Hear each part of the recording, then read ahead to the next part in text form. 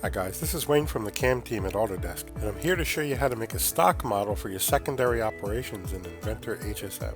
First, we'll need to download Mesh Enabler from our Autodesk app website. And after running the installer, go into Environments and Add-ins and check that you have Mesh Enabler running in the background. Now let's go into our CAM environment to run simulation to check that our toolpaths are set up correctly for our first operation.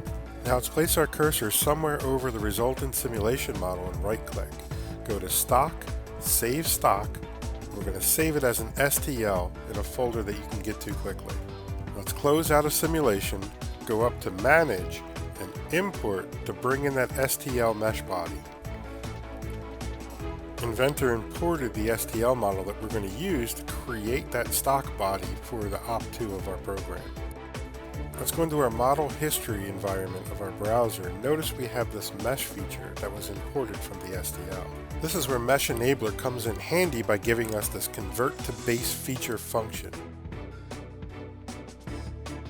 Make sure you have solid surface selected and not composite and say OK.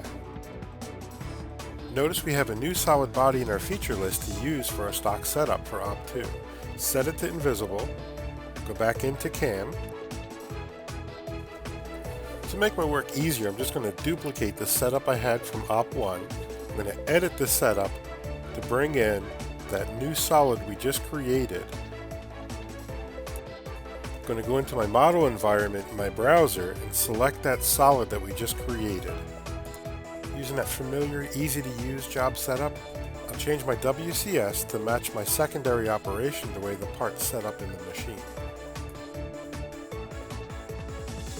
I'll regenerate those copied operations, reorganize them the way I'd like that adaptive first, then the face.